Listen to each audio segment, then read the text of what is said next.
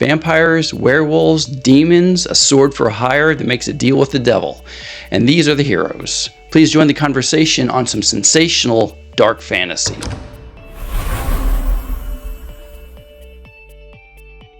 Hey everybody, it's Eric. Welcome to D3 Reads. Thanks so much for joining. Today we're talking fantasy, and it just so happens that completely by accident, 3 of the 4 books that I want to talk about have a dark theme to it and are perfect for reading if you're trying to keep to a spooky theme for spooky season. None of these can be described really truly as horror, but the characters, the setting definitely have a more macabre kind of flavor to it. So I'm going to go ahead and jump right in. First up, we have Joe Abercrombie's The Devils. This is my first Joe Abercrombie novel. Obviously, he's a very established fantasy writer, but this book was an absolute blast and a treat to read. The plot of this book is kind of a dirty dozen, but set in an alternative fantasy historical setting. And instead of soldiers with criminal records being sent on a suicide mission, we have monsters. Monsters who have been arrested and imprisoned by the church in this fantasy world, who are kind of put together into a special forces team, if you will, to execute the will of the church. So this story, again, is set in this cleverly crafted kind of alternative medieval Europe, which you have a church that is clearly modeled off of the Catholic Church of the Middle Ages in the midst of a schism with an Eastern church who is arguing over various doctrinal issues or what have you. But things are extremely different in this. And I'm not going to go into all the details because I could spend hours talking about this rich kind of world that Abercrombie has developed. But what you have is a church that believes that because in this world, the savior that they worship is a woman, that all the priesthood, senior priesthood should be women, though monks can be men, as we'll see. And then you have the Eastern side where they believe that all the priests and what have you should be men. It's a clever way to establish a world that is both fantastic, but it's real enough to where it feels like it's history, right? So it creates this depth to this world that the story takes place in that helps drive along the story. It really is a lot of fun. Now, in this world, magic is real, monsters are real, and we are introduced to this group of heroes that are quite literally reluctant heroes. You see, the main character, well, there's a number of primary characters in here, but we're introduced to Brother Diaz. And Brother Diaz is a kind of a reluctant monk. He took on the monkhood because he reveals it later on in the story for reasons because he's basically repenting of something that he's ashamed of, and so he becomes a monk. But he seems to have he's a little bit cynical, maybe a little bit skeptical, but he's trying to be faithful, and he is given the leadership role through after all sorts of politicking. Oh, the politics in this church. But after all sorts of politicking, he is granted the leadership of of something called the Chapel of Holy Expediency, and he is so excited to be the head of this chapel. You know, he's working directly for the authorities in Rome, and or in the Holy City. And so he thinks it's a great opportunity until he finds out what the Chapel of Holy Expediency is, which is, as I alluded to earlier, this ragtag group of incarcerated monsters who are basically being compelled to serve as the Pope's special reach to resolve issues that the Pope needs, where monsters or devils may be better at handling than, say, more doctrinally appropriate forces. And so what you have is this ragtag group of creatures. You have a vampire, you have a magician who is actually more of a necromancer, you have a pirate, a warrior who has been cursed by a witch that he cannot die, which isn't as great as it sounds when you think that he still can be hurt and wounded, and his wounds heal as well as, say, a sword through the side might heal over time. He's quite grizzled and quite old. You have werewolf. I mean, this is such an amazing kind of mix of characters that you could easily, a less skilled writer would have a hard time making this into into a cohesive story, I feel, because you have the challenge of making the characters each individually interesting, as well as moving the plot along. But Abercrombie does a fantastic job of this. Each of the characters I found myself extremely interested in, wrapped up in their individual character arcs. Abercrombie masterfully kind of blends these each quite individual characters in, and using them to support the mission that is covered in this story, The Devils. Now, what is that mission? Well, there is we're quickly introduced to Alex, who is a thief, a vagabond, a young girl who is surviving on the street. So she's a street urchin who is surviving by her wits. And it turns out that she is the long lost princess of the eastern side of the empire that's divided along the same lines as the religious divisions.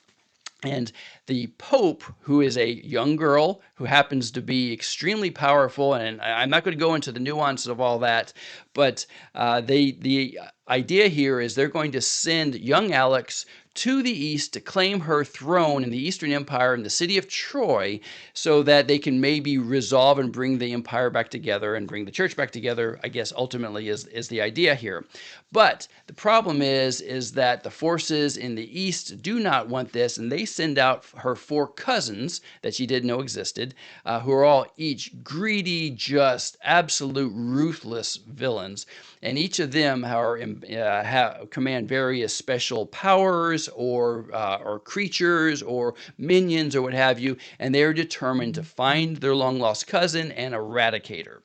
So, this Chapel of the Holy Expediency, under the lead of this timid monk who wasn't even sure that these sort of creatures existed at first, now are responsible for bringing Alex across Europe into the East, and so she can claim her throne.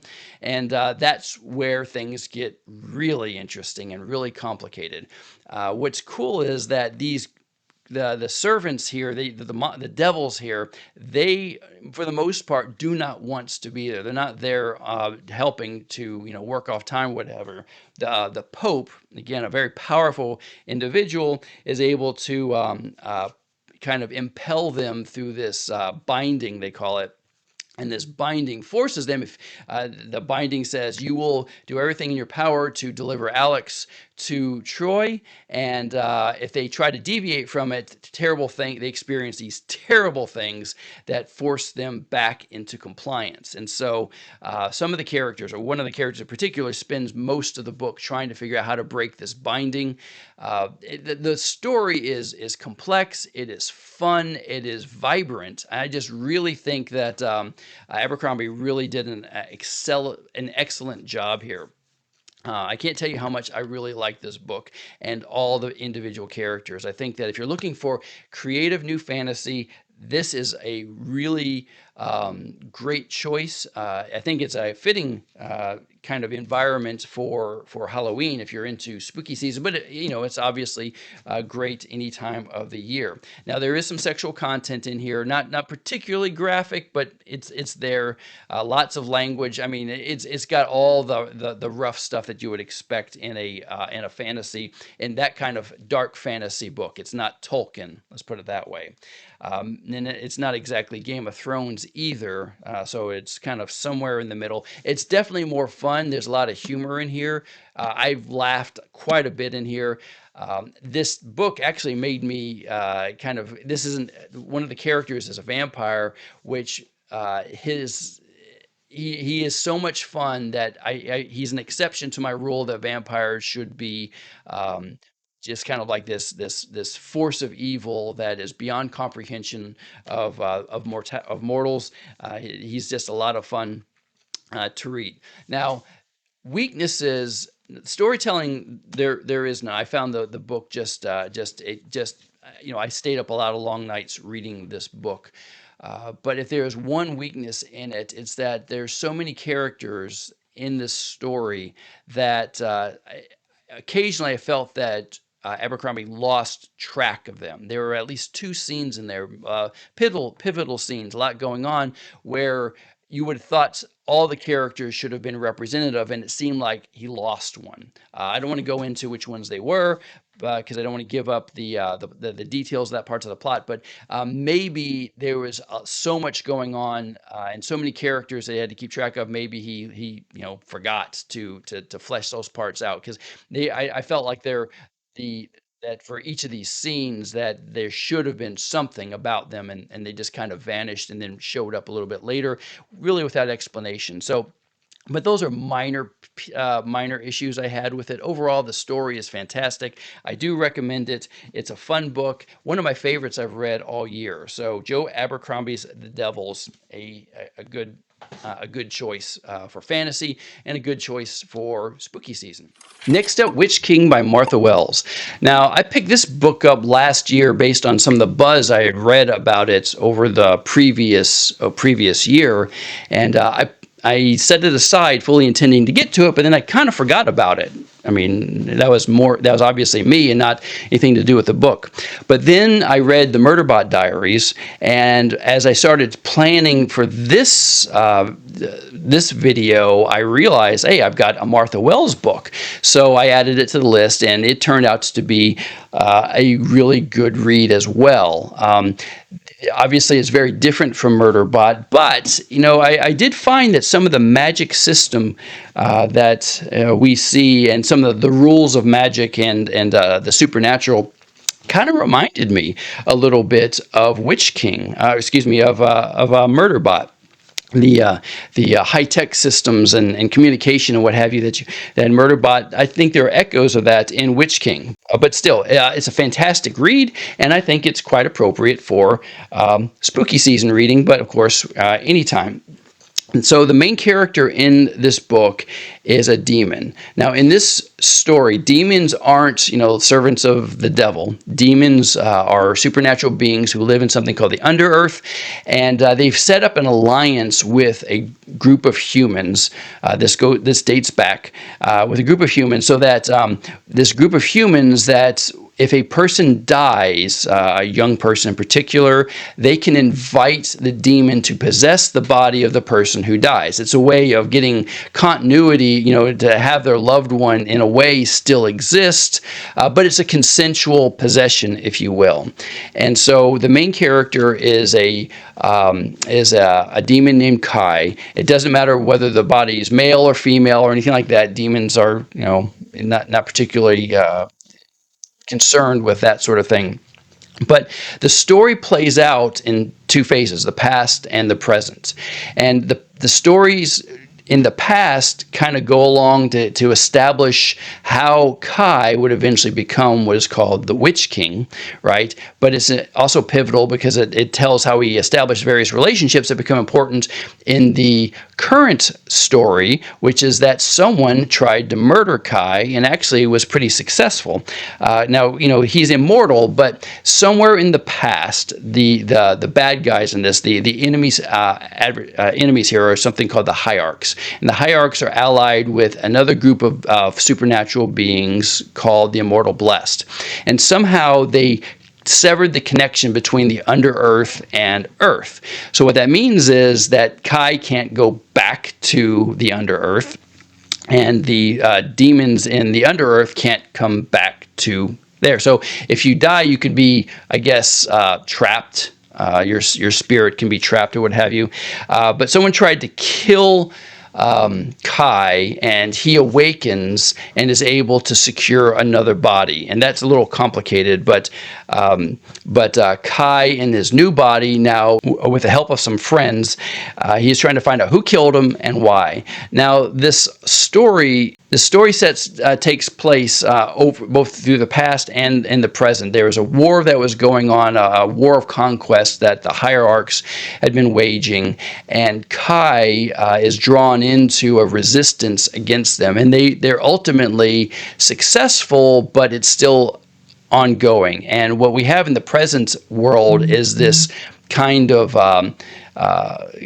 political struggle going on to establish this coalition if you will, and there's a lot of intrigue going on. So what Martha Wells does in Witch King is she establishes this really cool kind of world with some very well established rules for, you know, the use of the supernatural and how I think the magic system is pretty neat here. Witches, I believe, are the offspring of demons and the possessed demons and humans, and the demons have some very real limitations. One of the limitations on this, and this is kind of, I thought it was kind of neat, is that demons don't possess, are forbidden from possessing it has to be consensual. Non-consensual possession is considered an extreme taboo, and at one point in here, Kai accidentally does this, and so that gets him expelled. Basically,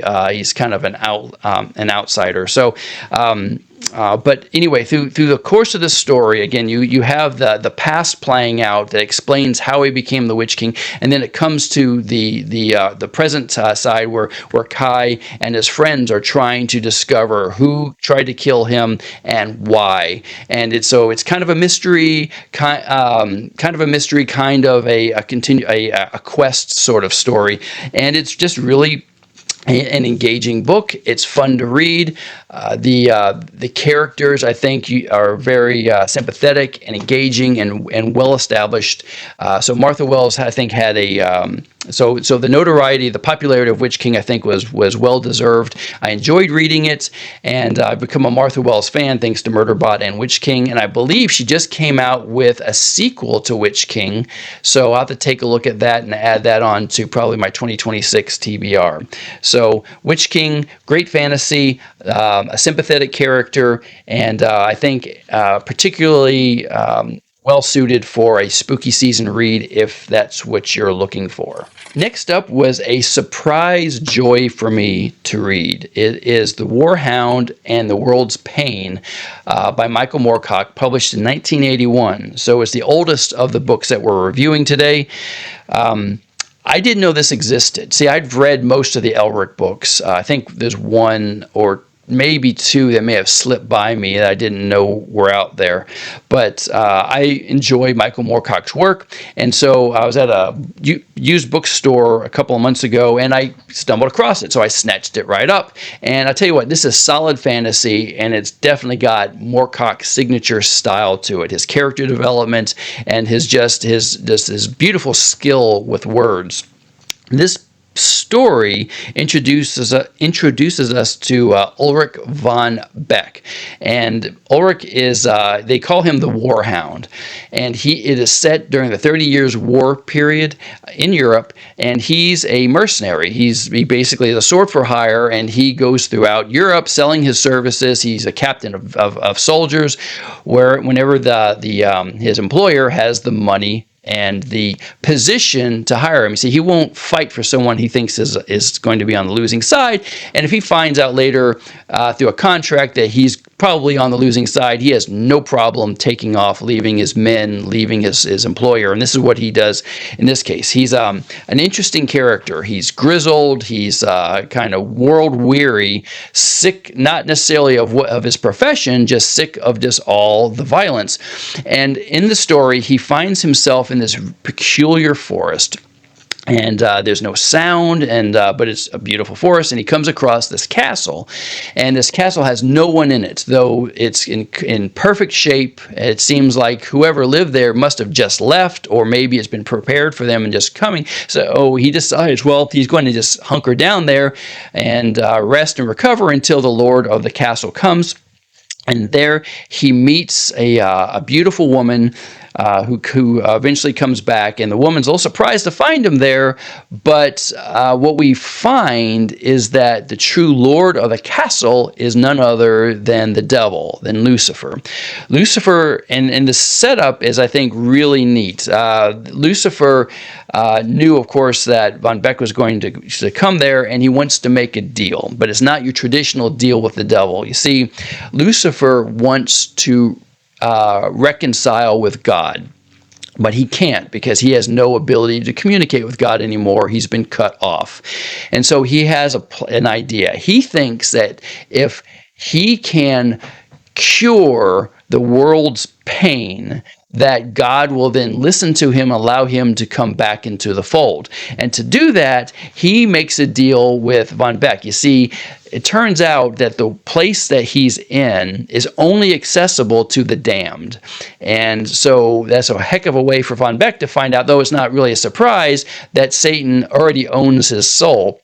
And so the devil tells him, look, if you go out, you're going on a quest to find the cure to the world's pain. And what is the cure? It's nothing nothing less than the Holy Grail.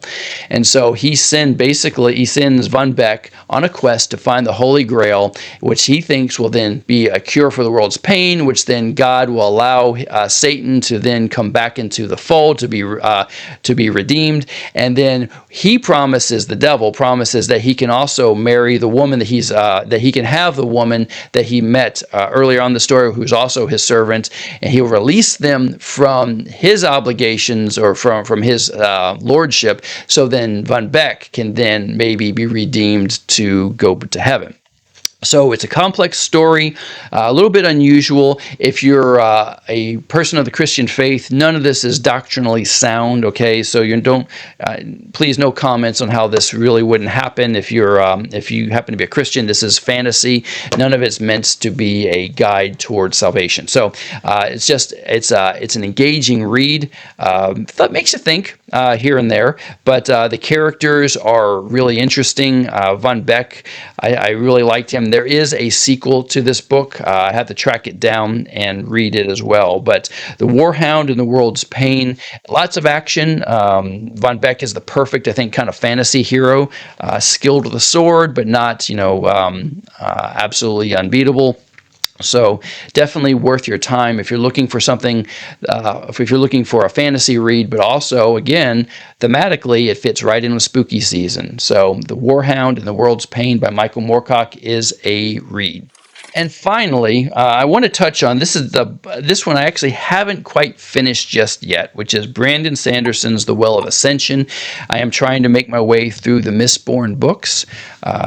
This is not a good fit for Halloween. Sorry, it's not quite as creepy or doesn't have that macabre kind of setting, but still a very popular book, and I am determined to make my way through the Mistborn series, but I'm struggling a little bit. And one of the reasons why I'm struggling, this isn't where I'm actually at. I'm about 2/3 of the way through, I think, but I'm struggling because the books, for their length, because Sanderson is prolific. Wow, is he prolific. But for their length, I'm not getting the payoff that I think I should be getting.